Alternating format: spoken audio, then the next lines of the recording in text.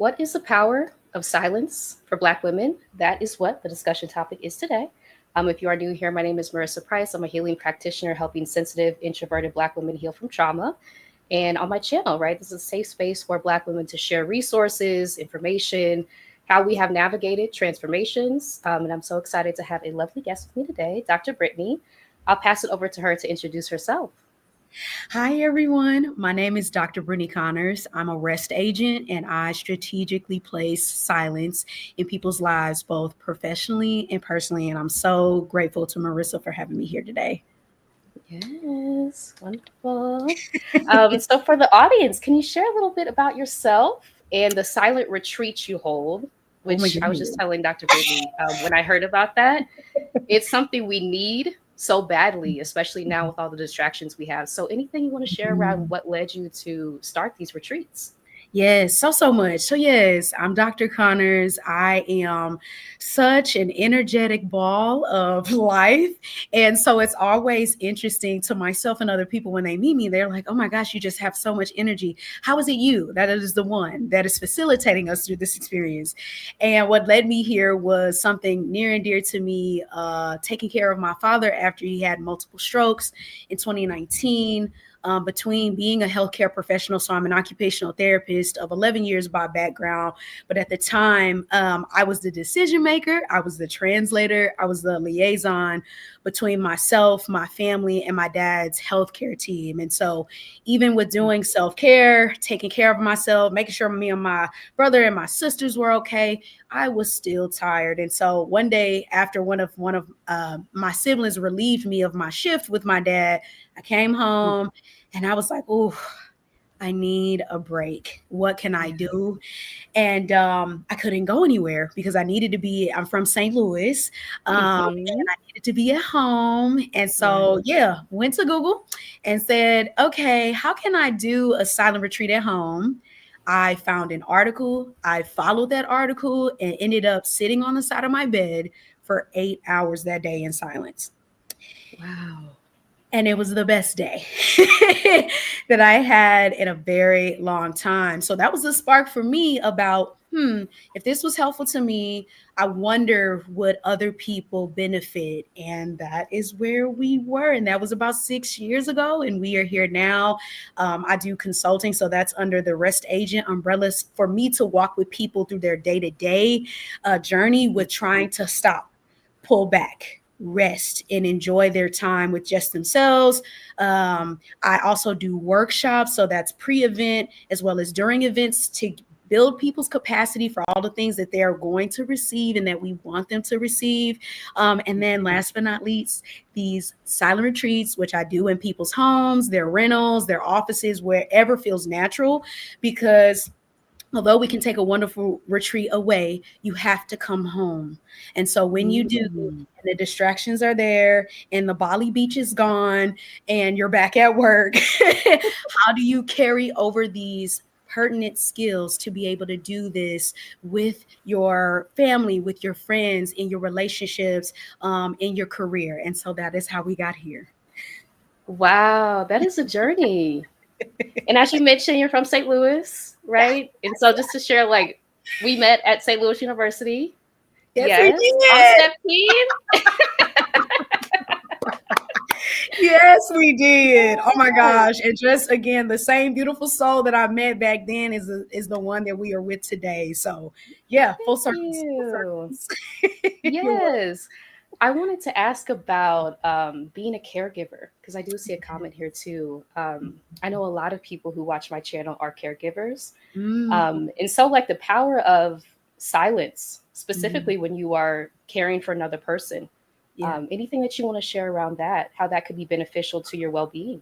Yes, I do want to share about that because it is something that transfers a wealth of beautiful discovery, not only for you, but the person you're giving care to, the ones that are watching, the ones that are supporting you, supporting this person. It was the way that I kept myself functioning, right? So you are giving all your time, your might, your energy to either restoring the health, sustaining the health, or rehabilitating the health of someone else, whether you're a healthcare professional or not. And so being able to look ahead and schedule time where either I do this with the person that I'm giving care to or with myself, right? Just to show, to model, and to also practice. Like I have to practice saying, Dad, I really do want to stay this extra 30 minutes. I'm tired. I'm going to go in the back bedroom and I'm just going to like lay and then I'll come back in.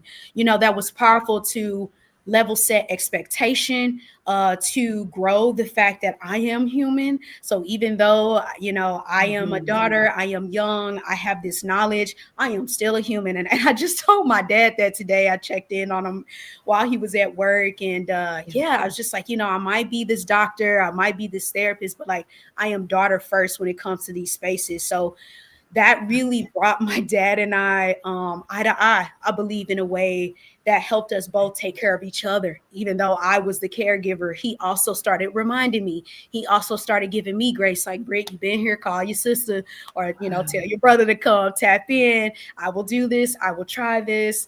And so, for the caregivers, level your own expectations that you need to be on 1,000%, 100% of the time. Ooh, that's so important. Yes, Yeah. you And can can do I it ask, where like, you are. yeah, Mhm. for some who may feel, I guess, a sense of guilt, right, for Yes, putting yourself first, of for course. prioritizing your care, for taking any time to Mhm, yourself when you're responsible for caring for someone. mhm. Did you experience any of those feelings? And if so, how did you navigate them? Or have you worked with people who may have experienced feelings of guilt Yeah, around that's resting? a great question. I will say for myself, I have not felt guilt only because I have been supported when I have tried to advocate for myself. Also, my background and like really, really trying to walk the walk has helped me like step into that space. But for the people that I have worked with and I do work with, it is natural to feel pulled. That's what the guilt is, really the tension of my heart wanting to be in multiple places at multiple times, doing multiple things, and realizing that I, as a human, do not have the bandwidth. So now I'm sitting with that. Mm. And it's stretching within me because I have a bleeding heart to do all the things. And so, for the person who feels it, it is natural. You can talk about it if you have your own support system, if you have a spouse, a partner, you have your friends. Make sure you're talking, or you have your own therapist, you have your faith-based leader. Make sure that you are creating space to like be honest about what I'm feeling guilty because I feel like I didn't do enough today. Maybe that person, that loved one, can remind you of just how much you did, because I can bet when you start running down a list, it is a lot.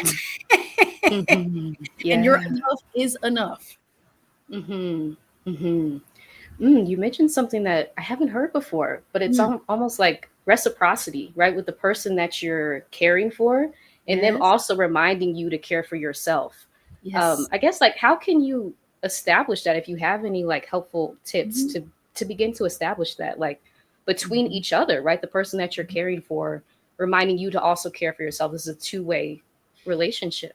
Yes, it's very two-way and it's very encouraging, right? So we want to keep it that way instead of I do it and then you need to do it, right? We want to make sure that it is a loving, compassionate transaction of check, of care. And so one of my first steps was being honest with myself.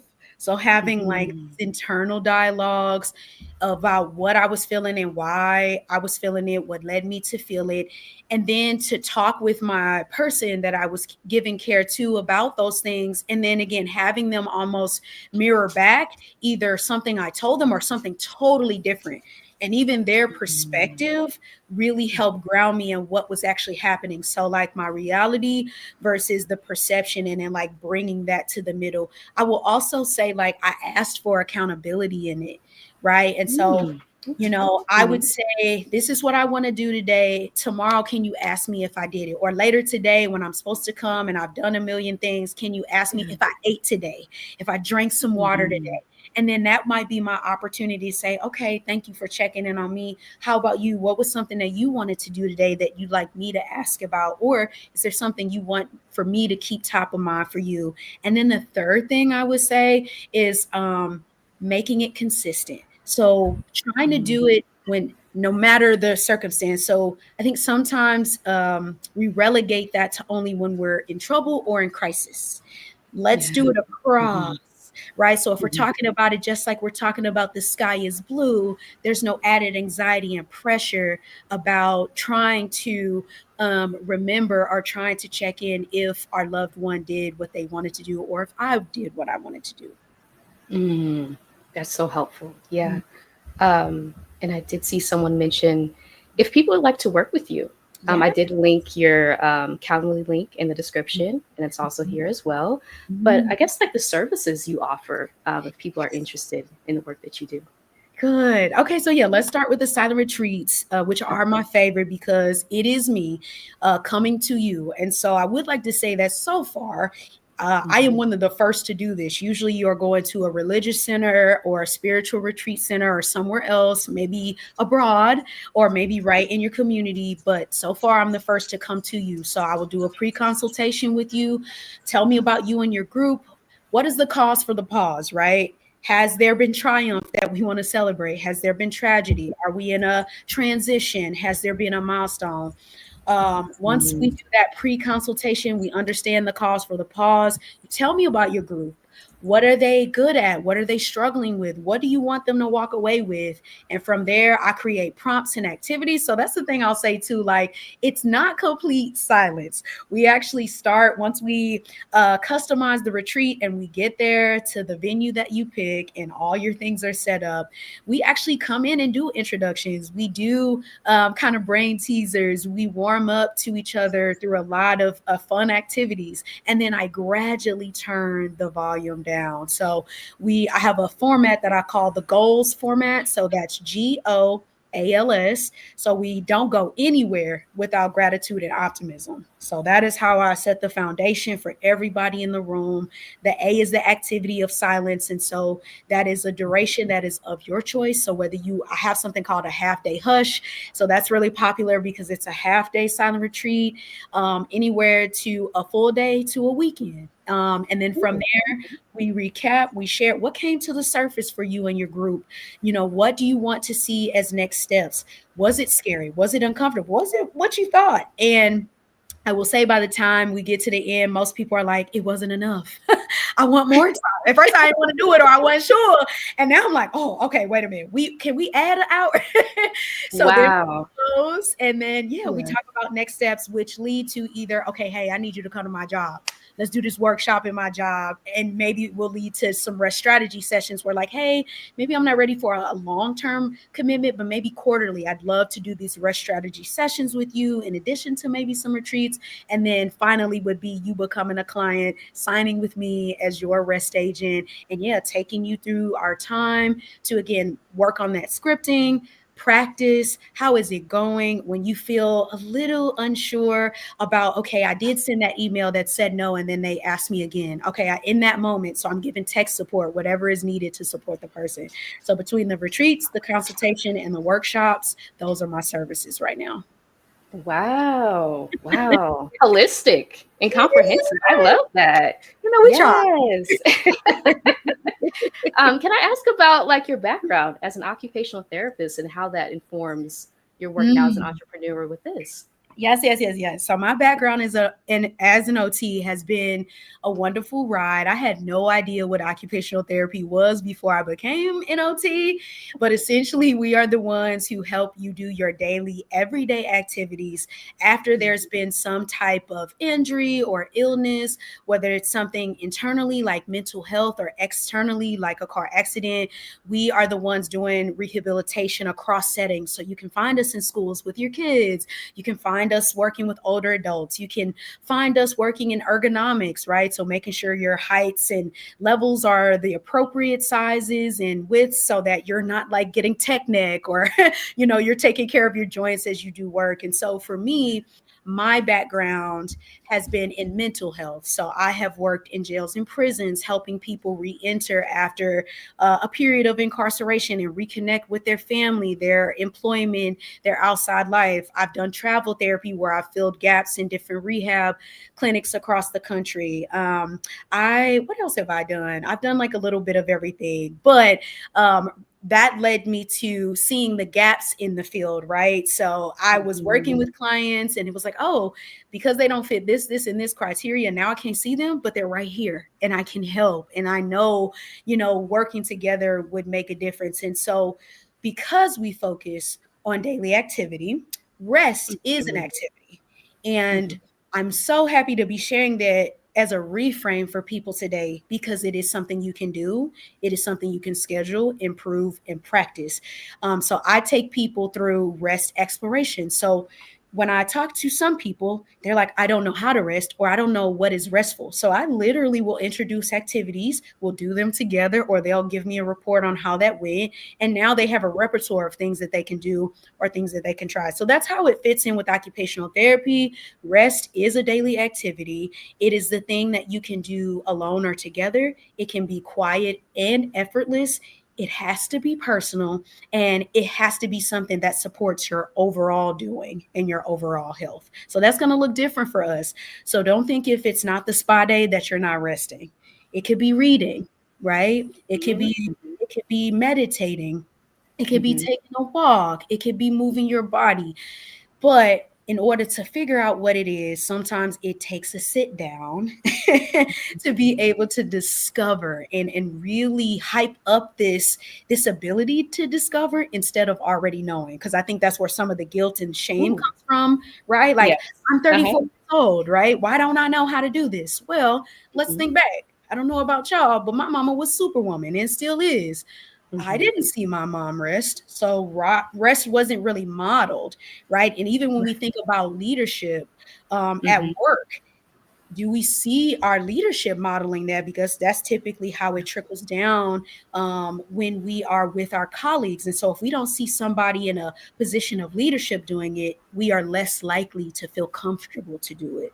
So that is my job, giving examples, giving living examples that can be practiced, and then getting to the point of mastery where we're like, okay, this is in my everyday routine, ritual, and it is now a habit that I can practice at my own rate and at my own pace. I love that. Kind of implementing like the small practices. That's what I do in my practice as well. Helping people heal, right? Incorporating these little activities that we can do on a day-to-day basis. And then like over time, you start to see that bigger change that you're seeking. But if you enter into it all at once, trying to make this huge change, you're going to get overwhelmed. And so like take it little by little, right? Oh, small Patience. steps. Yes, small steps and patience definitely win the day. And so if we can think of rest as an activity, you can break that down. What is the smallest unit of rest you can do? And even if that's like, okay, instead of listening to my favorite song, I'm gonna be in silence for 2 minutes, because that's probably the length of the song you would have been bopping to, right? Let me trade that for 2 minutes of silence. And even in that 2 minutes, your body actually can lower your blood pressure. Your heart rate comes down even in 2 minutes. So doing that like simple swap can even make the difference and can help you crave a little bit more, until you get to the point where like, oh, I'm going to go on sabbatical. I'm going to do a Sabbath. I'm going to just, every Wednesday is my admin day. And even though I might be working, I'm not going to take any outside calls. Or even trying to figure out how to do it with your kids, with your spouse, with your family, because it feels less lonely and it feels more doable when we do it together. Now you got to go off and get yourself together. It's like, come in together and let's rest. Let's see this. We shop, we TikTok, we eat, we do it all. And rest is another thing we can do together. And so I want to ask the audience, and I want to ask, when is the last time you rested together? Wow. That question blew my mind the first time it came to me. And I was asking myself, I was like, well, I don't know. That's powerful. Like a communal type Yes. of resting. And this reminds me of the work of Trisha Hersey too, like Yeah. her communal nap Mhm, spaces. When I mhm. saw those, I was like, wow, that's powerful, It right? is powerful. Ooh. Indeed, Mm. indeed. And that's why these silent retreats have been so powerful. Like, we're doing it together. I don't have to worry about, am I competent? Is anybody going to think that I can't keep up because I'm the only one that wants to do it? When we all do it, it brings a sense of ease. It brings a sense of collective unity around one goal. And that goal is to take care of each other and to practice something that does bring us discomfort. That is hard. That is not easy and doesn't feel natural.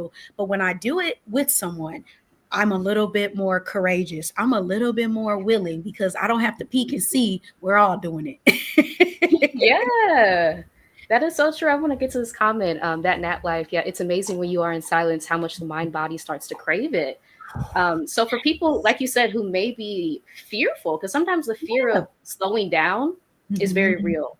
It is. How do you Mhm. ease people into that? Like, and remind them it's okay if you have this like fear and hesitation, given the society we live in, given how we have been conditioned and socialized, even throughout history, right? If we think Mhm. ancestrally Mhm. around rest. Yeah, how do you coach people through that initial fear that they may have around silence and rest? Yeah, we acknowledge it first because at first we think we tripping or it's something that, oh, it's just me. It's Brittany has a problem or has an issue. And it's like, no, no, no, no, no. You do not have a problem. You have an opportunity, right? You have Ooh. an opportunity to do something that might bring you fear, but can also bring you joy once we face it, once we acknowledge it and break what the fear is down, right? So are we afraid? And I've had real people say, like, I'm afraid that when I tell my friends I don't want to go out on a Friday night, they're gonna stop inviting me. That's real, right? You don't want to not belong. You don't want to not get that invite, especially with people who you love, who bring you joy. So it's like, okay, the ease of that is let's try it. Okay, so I want you to take your very next natural opportunity to say, hey y'all, I'm gonna bow out. I'm gonna sit, whatever your language is to say, I need a break and I'm taking it. Thank you for inviting me. That's how I ease. It's the action eases that anxiety, and that's what Ooh. we can remember. Action eases anxiety. And so you can do it and still feel a level of fear. And that doing will let you see, that wasn't bad. That wasn't as bad as my mind was leading to me to believe. In fact, it's something that I would like to try again. And that's what I aim for. Just the, you know what? I can do that again. I can do that. I Yeah. can do it. So the ease is the affirming, it's acknowledging, and it's practice. Let me give you the just right challenge that will help show you that you can do it. I will celebrate and we will celebrate each other together. And then, okay, what's the next one? And we're gonna do it a little bit bigger this time. I love that. Kind of Mhm. like getting that feedback, Oh yeah. moving through, Crucial. right? Recognizing that anything that we do that is new is going to have a certain level of fear, but that doesn't Mhm. mean stop, right? If That you're can being be called awesome. to rest, to seek Mhm. out silence, and I can just see like being in a group setting, right? Mhm. As someone who leads like group healing programs and seeing Mhm. the, Mhm. I don't know, like the depth of healing that you're able to access in a group where other people are pouring into you, right? The Mhm. spotlight is not on you if you need to take a break or like Mhm. step back. Mhm. Just around rest, how powerful that can be. I can only Mhm. imagine. Yeah, and it becomes something that is powerful. Once we understand that we can leverage that fear for power, it becomes something that we want to sit in. We want to help each other experience, and then linking people up to say, hey, get your accountability partner, right? I'm the facilitator, but I want you to, if you have gravitated towards someone, if someone has said something that really resonated for you or to you, you know, go ahead and further that relationship, because again, it's like, okay, girl, did you do it this week? If not, that's cool. Okay, what were the barriers? Okay, when do you want me to call you? When do you want to try again? All of that is like part of the feedback. It becomes communal feedback, so we're not just coming to one person. No one is the expert, including me. When I'm in the room, I just have the job of connecting all the dots and keeping everybody safe. That's my goal. Whatever your discoveries, whatever comes up for you, whatever the experience is, I want you to know that's completely yours. I don't do a lot of leading and guiding in that area, because one thing that I've learned is that there's a lingering question of, am I doing this right? Mm-hmm. Absolutely. Am Mm-hmm. I doing it right? What am I supposed to be feeling? How is it supposed to feel? I want that to meet you, and then you tell the group or tell me how that was for you. Mm. Mm-hmm. Because Mm-hmm. you're the expert. It's not me. I'm the facilitator. I'm creating the things to elicit things, but like whatever happens, I want you to have a step in owning it. So then when we talk about how do we ease fear, that's ownership. Something that you can trust for yourself, that you can trust what you feel. You can trust what you Mm-hmm. experienced, and you can affirm yourself while other people give that external feedback as well. Right. Right. That's powerful. Can I ask you about that? Like the expert title, something I've been thinking about, right? With the letters, with the degrees, like people Mhm, sometimes view mhm, people in positions of authority as experts. And that's something I've been trying to get away from too in my own mhm, practice. mhm. Just how that looks like, I guess, in your practice to acknowledge that the people who are participating are the experts of their own lives and their own rest practice. So coming to everybody's level, I will jump off a stage if it means I'm on the same level or sitting with people. I'm in the circle. I'm making sure that like my work speaks to the credibility, but my person Mhm. speaks to the genuity of what the space is, if that makes sense. So Yeah. I really do try to let the work and what I've built speak for whatever is expert in this realm, but really me being able to connect with another person, another human, that to me is what helps me continue to shed. Like I know what it means. I know that it even signals things for people, right? We do want people to trust what we know, and trust that we've learned and been trained. And I also know that there is nothing better than just saying, I'm just like you. I'm Mm-hmm. also resting. I'm also learning, and I'm transparent about that. Yes, I'm on this stage. Yes, I'm using my voice as a tool because I know I have a job to do. And at the end of the day, this is about me learning in community as well. And you being able to see me that way so that we can go farther than if there's some kind of gap or distance between us, or like I have it all figured out, because I don't. And yeah, I love that. Be the bridge. I love being the bridge. I'm a lover of loopholes. So if I can help you find something and give you Yes. something, that that is truly like what I like to do. I like to like disappear. And that's another way that has helped. Like once we get going, oh, it's y'all show.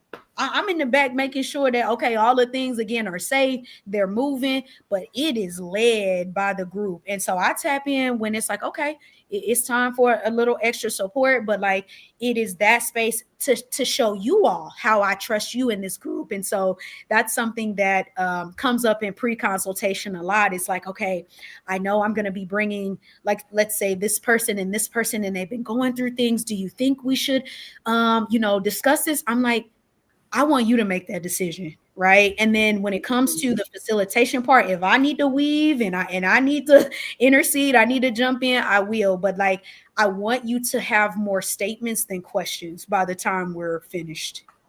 Oh, wow. I Mhm, love that. And I do see a question. Donna mhm. asks, can rest be a nap or sleep? And I know you mentioned like there are different categories of rest. Yeah. Yes. So anything you want to share around that? Of course. So yeah, this is Mhm. a beautiful question. I do believe that rest can be a nap. Physiologically, rest and sleep, and according to science, are different, right? So, sleep is for a prolonged time for your body to be shut down. You are not doing activity during sleep, right? So, that is like one indicator of how they are different. Your body's activity is happening internally versus rest can be activities while you're awake that excuse me, bring you to a state of just calm for a shorter period of time. So you're thinking about duration Mm. and actually like what's happening in those two states. We need them both. But yes, rest Mhm. can be a nap, or if it's a longer, like you thought you were going to do a quick 20-minute and you woke up and it's about 3 hours later, you might have been asleep. But yes, if you like, hey, I am overwhelmed right now, I need a quick 20. Yeah, that's Mhm. that's that's rest. Okay, that nap Mhm. is your rest. Thank you for that. Yes. I do see a comment from Tamara says, I have no idea. I'm always moving around. I And so I do want to understand. ask for people who are very busy, right? Who Mm, have a lot of maybe things that we have agreed to do for mhm. other people. How can we take those initial steps to incorporate silence or rest into our lives if we have all these things on our calendars all the Yeah. time? First step, take some of it off. Mm. Take Mm-hmm. whatever you can off. Shorten a meeting. If you know that you have a back-to-back day, where is the window? And one strategy that I want to lift that may be helpful to people that I do is mental rehearsal. So if we're talking about a day, I will mentally rehearse what is supposed to happen that day. If I know, I don't always know, but for as much as I know, I will go through that day in my mind and I will almost like scan for like, okay, I got these back-to-back meetings, but I got to travel in between. Okay, that's when I'm going to put it. Or I have an opportunity to reschedule or take this off or put this on another day. As soon as I can understand that it will work, I do it. So I think the first step is like wherever you can do less, try it. I think you can also, as a next step, when you realize that you're busy, why are you busy? Are these true Ooh. obligations? Oh, I know, right? Are are they true obligations? Is there something driving us from within to where we cannot stop because we feel like if we stop, we're going to fall apart? Or if I stop, my thoughts are going to be there and I'm afraid of that thought, very common thing, right? And it's a very real thing. So when you do feel like that, I would say it's like maybe that time of rest is just a time to grapple. Mm-hmm. It's a time to ask that question that maybe you've been afraid to ask. I think also a great time for something like journaling or something to do a quick release so that in the midst of you moving, you have had at least some period of time where you have had to just do nothing. And so, yes, you're busy. And so far, there has never been a time where even if it's a couple seconds to a couple minutes, that there's not something you can shave off or something you can change. Now, we might be afraid again of like what happens when we ask or what happens when we move things, but most of the things that feel rigid actually have some type of wiggle room somewhere. So where can we wiggle? Where can we wiggle? Where can we wiggle? Mhm. Ooh, yeah, Yeah. that's a great question. Because our lives can feel just so rigid, so Hmm. structured, Hmm. especially like coming from a corporate environment. I know that my days were very like planned to the T. With the team. Yeah, and then pivoting into entrepreneurship, I've had to like kind of rewire all these things, right? Anything you want to share around that, like the pivot into entrepreneurship and rest Mm. in silence in that journey? Yes, absolutely. So you and I had talked about that briefly, like Mm-hmm. learning that like you are the person who is making all the decisions. And so now if I don't get a break, that's because I didn't do it. I can't say my boss, I can't say it was my schedule. I can't say that it was something that someone else did. And so at the Yeah. beginning, and I again just this championing of practice and starting small, I was like, okay, what day of the week can I have a window where every day this week it is understood, it is communicated, and it is protected that I will not do anything, Mm-hmm. right? So like I was like, okay, every, let's say, Friday afternoon from 12 to 2, that's just going to be my time where I do nothing. And so when I started to like really put it on my calendar, and I mean, if you have a physical calendar or planner, and also putting it in your digitals, and then making sure you tell at least one person. It's scary Mm. homework to do so immediately, but once you write it, once you have it committed to memory, tell that one person. And so I have to put the pauses and rest stops along my own journey as the entrepreneur. And so that mental rehearsal, that knowing where my time is, it's kind of like a budget, right? Like your budget Mm-hmm. tells your money where to go. Your calendar and your schedule tells your time where to go, right? So Right. remembering that there is this really great opportunity that I can tell my time where to go, and almost like being at peace with no matter what the reaction is, I'm going to do it anyhow. And if there's a need for us to reshop this, happy to collaborate on that. But once this is set, it is non-negotiable. And I'm hoping that that example will help somebody else. Like, really quick example. So I co-authored a textbook a couple years ago. It was the Introduction to Occupational Therapy 6th edition. And my co-author, Jane, beautiful person, has been writing OT books for years. I presented a calendar to her and I said, okay, along with these deadlines, here's going to be the times when I'm not going to respond to your emails. Here is going to be the times when I'm going to rest. And she was visibly floored on the call. Now, I didn't know for what. So I was like, oh no, did I did I do, what is this gonna? And she was like, no, Brittany, like I've been writing books for umpteen years. I have never had a day. I have never had a time when I wasn't doing something. And so this is new for me. And I almost feel like tearful because I can't believe that I went this long without trying something like this. Right. It can be that powerful. So to see her visibly be stunned, yet hopeful that although I didn't know it and I didn't do it, I get to do it now. Powerful. Yeah. And I want to ask about something else, like in line with the group resting practices, right? When we see other people model these behaviors, it does something for us. It gives us permission to do the same thing. Have you seen that as you're hosting silent retreats? Like other people, like who may have come in skeptical, but now they're in a group setting, seeing other people rest, and it gives them permission to do the same. Yes, I have seen it, and I have seen it over and over. Like people are translating this to their digital lives. Like I had somebody at one point, I was on social media. I am not there anymore, but there was one point when I was doing like a social media list Sunday, and I like brought that into one of the retreats. The next Sunday, somebody was like, okay, I'm doing it with you. And when I say she became an ambassador for that, to where it started with that Sunday, and she had 3 beautiful little boys. It started as a Sunday, and then like as she did it month to month, she was like, okay, Britt, my next idea is that I'm going to do like a social media list weekend so I can really be present as a mom, so I can be with my family. And then when I come back during the week, maybe I'll post what we did, but like on that weekend, I'm off, or as soon as somebody the other day, I did something called Silent City. I was in partnership with a hotel here in Kansas City. And we did an offsite. And like, as soon as we were finished, when we finished, they were like, okay, when I go home, I'm not going to watch Netflix for 8 hours today. And like, she was joking, but I knew what she meant. She was like, I would normally just go home and sit and watch TV. And like today I'm going to sit and I'm just going to journal. Like for the time that I would have like binged my favorite shows, I would do that. So yes, it really does. It's a green light. It becomes a green light. It becomes, I'm too busy. It flips, I'm too busy to I have time.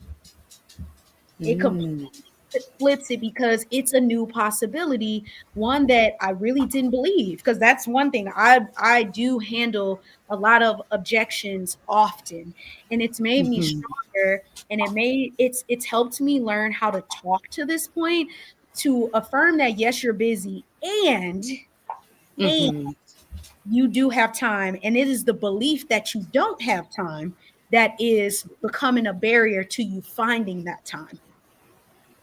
Wow. It's a belief.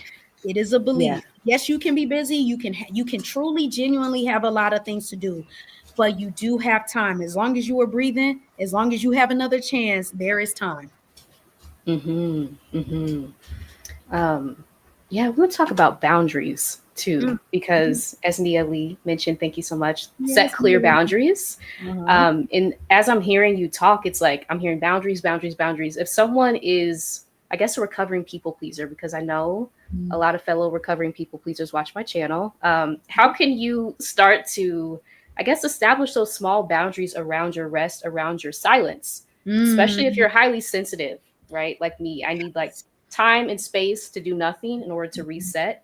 How can you start to like build those into your life? Yeah, I would say for those folks who are recovering, that your first boundary is with you, right? Your first boundary is with you. Are you crossing your own boundary, right? I know there's a lot of fear and anxiety around, the other people, but with you. So helping you block, use, and protect time. Like, make sure you have practice, like literally, even if it's a couple days to a couple weeks where like, I'm going to make sure I don't encroach on my own boundaries. That feels like a really Mhm. good first step in practice arena. Are you crossing your own boundary? Are you not honoring what you wanted to do for you first?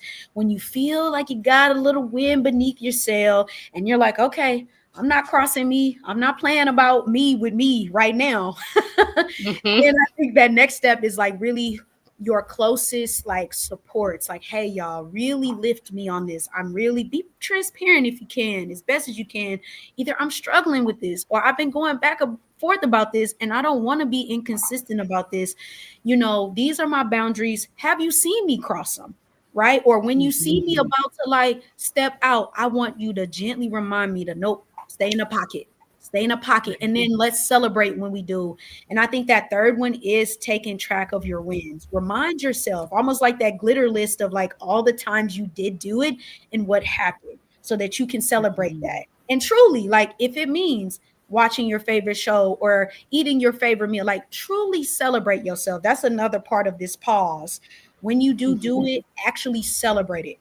If it feels small, it is small and it's still worthy of celebration. Hmm. Mhm. Mhm. Something I've been having to incorporate Mhm. into my life, like celebrate the wins, because I'm someone who would just like blaze through Keep all of going. these Yeah. to-do lists and like tasks and like things that I wanted to do, accomplish them, and then like move on to the next thing immediately. So building that into your practice as well, like celebrating yourself. Celebration is disruption. You know, it's a joyful disruption of that.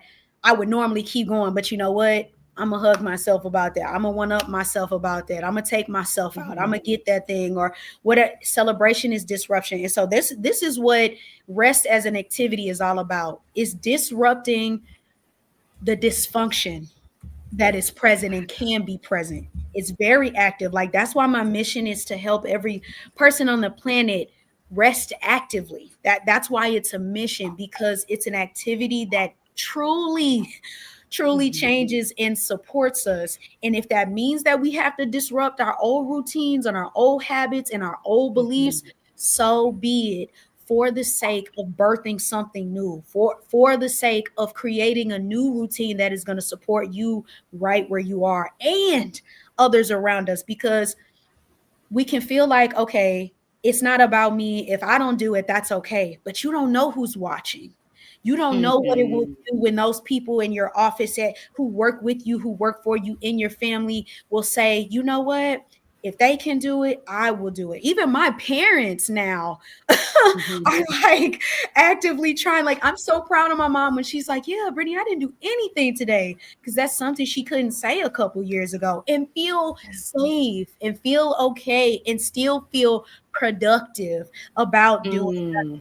right? Knowing there's not a Mhm. prize.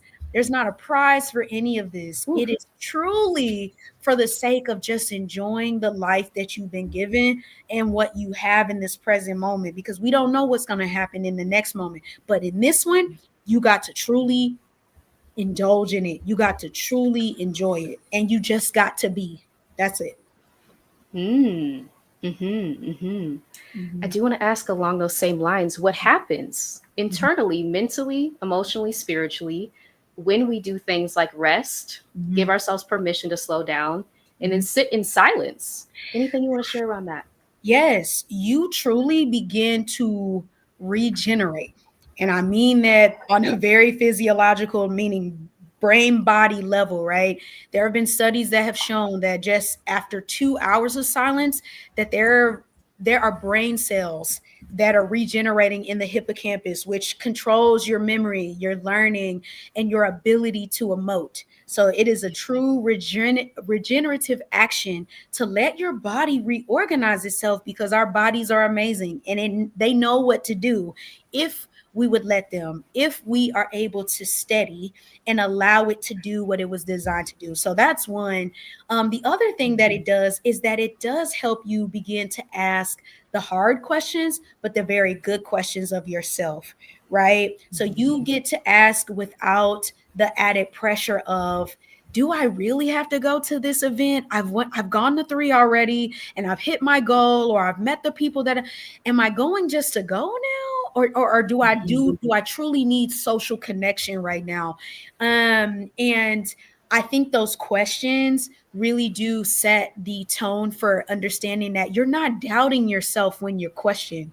You are truly you are truly testing the barometer for what it is that you need, right, in that question, because questioning is natural, doubt is natural. So you don't have to feel like an imposter, you don't have to feel like an imposer doing something that is truly and inherently natural to us as humans, right? And I think the last thing that it does to us and with us is that it lets us know that we're gonna be okay. I stopped Mhm. and my world stayed intact. I stopped and the business kept running. I stopped Yeah. and those folks were not mad at me. In fact, they had a much different response, no matter what it is. And we're still friends and we're still cool and they still love me. That has been one of the most eye opening, that we can stop and it's going to be okay. Hmm. Hmm. And this is just bringing up like the fear of rejection, It right? is. Because that's what I'm sensing around resting, establishing boundaries, that people are going to leave, almost like a fear of abandonment. Hmm. Going to leave. People are not going to Mm-hmm. accept me. People are going to think I'm just copping out or that I'm flaky. That's one I hear a lot. People are thinking that I'm flaking because I need this time, and or they think that I don't enjoy their company. And the reframe is, I'm going to enjoy my own company. I'm going to enjoy this silence so that when I get to you and I'm in your company, it is all the more better because I did that. Again, it's not a Mm-hmm. deterrent to that, it is a bridge to that. It is a proponent of that. So when I'm able to pull myself out of the weeds and out of the noise and out of the cacophony of sounds of life, I'm going to come back a much better person for you, to be with you. You will get the whole of me, not the parts of me. You will get my undivided attention, right? And Mm-hmm. so again, we have to reframe what feels like a threat and see that as an opportunity. But yeah, it does hit on those marks, because we don't want to be left behind. That's another big one that Yeah. usually like keeps up. Well, if I stop, that means I'm going to be behind at work. I'm going to get passed over for that promotion. All of these things are going to pass me by. But you can't get past when things are going to come to you, right? Because you stopped and you planted yourself, right? Whether that's plugging Mm-hmm. back into a source, whether something gets to meet you instead of you doing so much chasing. And I love that. When you don't have to chase and it finds you and you're ready to receive, because we have trouble receiving. And that's what rest in silence is. It's about reception, it's about receiving. And synonymously, we can struggle with receiving. We'll give and give and give, but for us to Mm-hmm. give me, you want me to, it's also a practice in receiving for yourself, and not feeling selfish about that, not feeling Mm-hmm. unworthy or undeserving of what it is you can receive when you plant and it gets to come to you. Your best ideas will float to you. Mm-hmm. It's Those decisions true. are clearer now, right? You didn't have to fight and grapple because it got to come to you. It found you. Ooh. Yeah. Yes, Yeah. yes, because we're taught and conditioned that things have to be difficult, Woo. hard, right? That our bodies have to go through so many things in order for us to get this thing that we're promised. We just have Mhm. to like get through the mud of whatever we're doing. And what you're saying is like, no, you can have an easeful, Mhm. peaceful, restful life where you invite in silence and care for yourself, and it Mhm. will come to you, right? You're attracting these things in, and you're also Mhm. preserving your body long term. Yeah. And that belief that it has to be hard derails our ability to revel in simplicity, right? Simplicity is tricky because it doesn't look like much. It's almost like even what I do sometimes, it feels so simple. Why would I bring you in to do that? Or why would I do it? Here's the thing about simplicity, though. In order for something to be simple, you have to truly understand its root parts. That means you have had to really conceptualize a lot of complex things to bring it to this simple place. So that's why simple can almost be deceiving. And I want people to be curious about it. I want people to Mhm. be more curious about the questions that we have around why we can't find time, or why it is that we're so busy, or why we feel like we can't step back. I want you to get curious and literally change your tone, right? You can say, well, why am I so busy? That's different than why am I busy? Like, you can hear the, Mhm. like, there's less judgment, there's less I already know the answer in that first one. And that second one is inviting, like, wait, why am I busy a lot of the time? That actually Mhm. invites thought, that invites creativity, that invites honesty to actually investigate how I got to this current moment, right? How I was able Mhm. to say yes to so many things, and why did I say yes to so many things? And I do that often. I really will say, okay, I've said it once kind of flippantly almost, but let me say it for real. Let me ask myself for real. Yeah.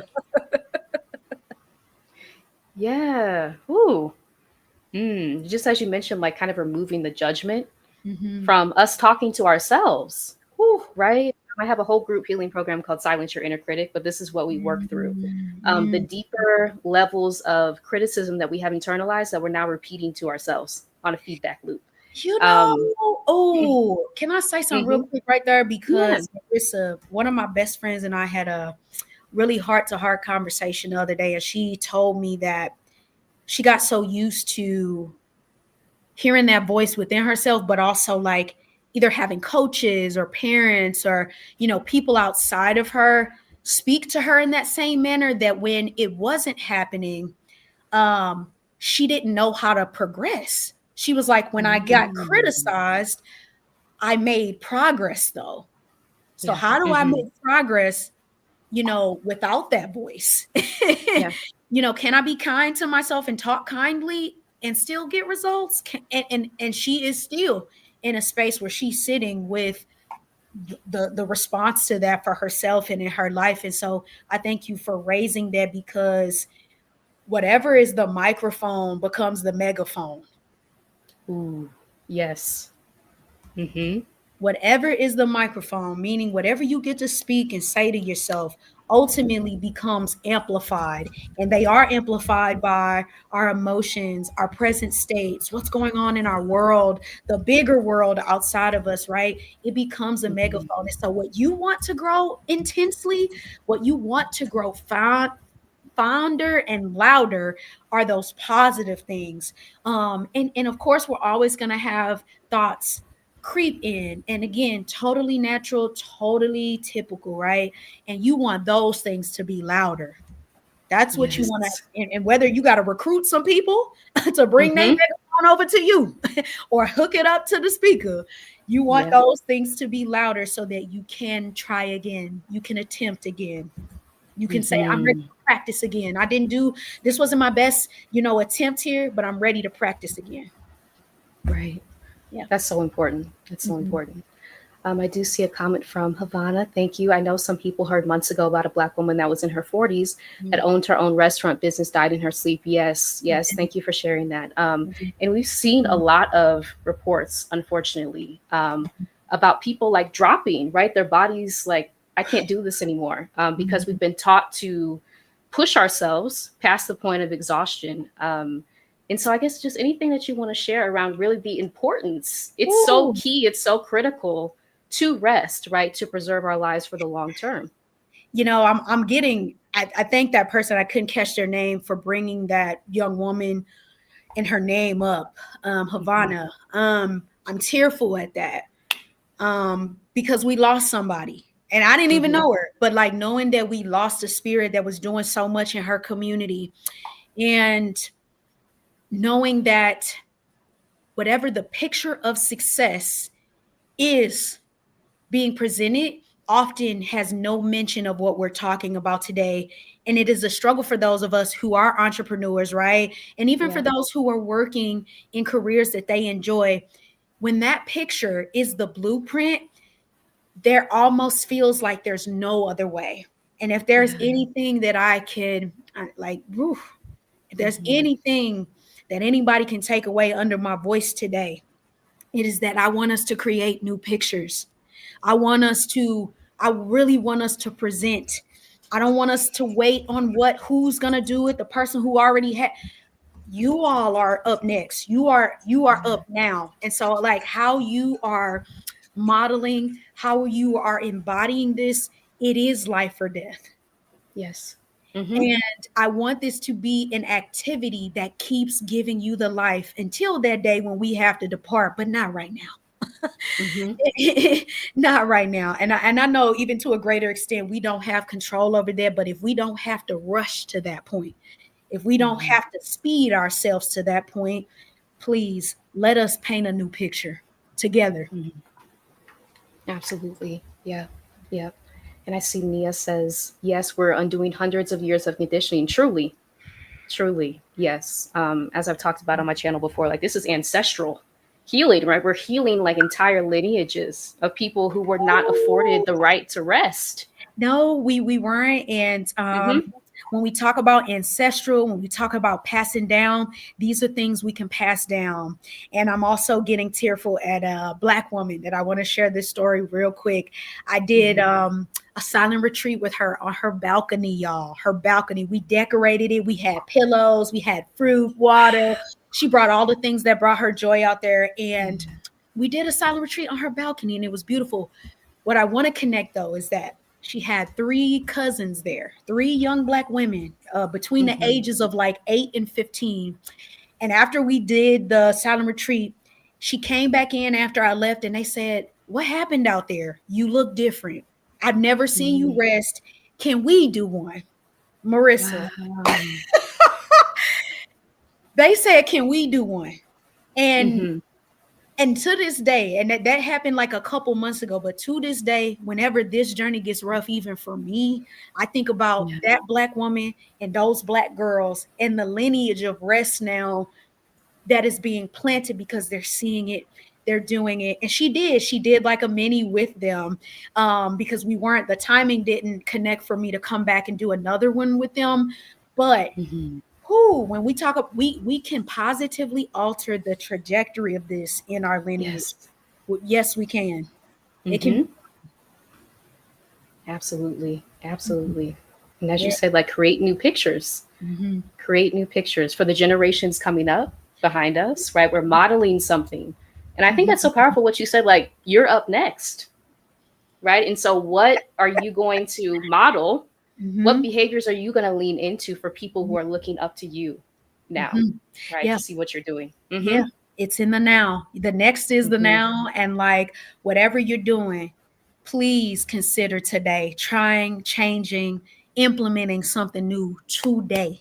Like, and even if some people wouldn't mind sharing that with us, like, what's one thing that you want to start immediately? You want to start ASAP so that you can be Mm-hmm. that light for you can be that light for others, and you can be the green light for us to really paint these new pictures that we want to see.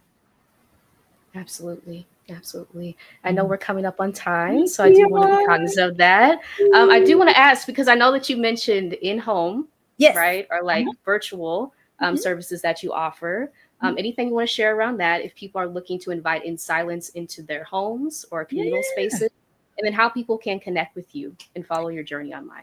Absolutely. So yes, these retreats, if you are, one thing that's coming up is, even though it's a couple months out, the holiday season as well as New Year. So again, those milestones, those times where they are typically busy or chaotic. If you want to get ahead of that, bring me into your home. You can do an Airbnb, you can do a rental. It can be again at Ooh. work. We can get creative as long as it's a space that is local and meaningful to you. Let's do it. How you can follow me online right now, my big follow is LinkedIn. I'm sharing mostly there. You can connect with me on my Calendly. We can have for sure a meeting there. You can find me on my website. And yeah, just hit me up. Those are the ways that you can follow the journey and you can connect with me. I would love to support you. I would love to do a retreat for you and your group. Couples, I've done that as well. I've done families, mother daughters, like whatever your vision is, I would love to help it come to life and facilitate that space of silence, turn it into a practice arena, and walk away just with so many new discoveries of how you can find new ways of doing. So, yeah, that is how you can connect with me. Thank you so much for sharing. Yes, and Dr. Connor's links are in the description section as well if you're watching the replay. As we wind down, any last words you would give to someone who feels anxious or maybe restless when they try to be still and quiet? Mm-hmm. The words I have for you are it is okay. And I want you to try your best. I want you to get somebody and don't do it alone. Maybe that'll bring some of the anxiety down by, like, again, it's not a failure on you. It's not you and you have to pull all your will and all your might. Bring something or someone in that will get you a small step closer to feeling more comfortable in moments of silence, because it will rejuvenate you. Trust yourself, you will make it. Beautiful. Thank you so much for sharing everything that you shared. I have to go back and watch this conversation because you dropped gems. You dropped gems. Oh, So grateful. thank you. Yes. You're And welcome. to everyone who is here watching live, thank you so much for Thank commenting you. in the Yes. chat. Yes. If you're watching the replay, please comment. Let us know what resonated. Mhm. And yes, thank you so much, Dr. Connors. Welcome. Until next time, y'all. Next Appreciate you. time. Bye, y'all. Thank you. Bye.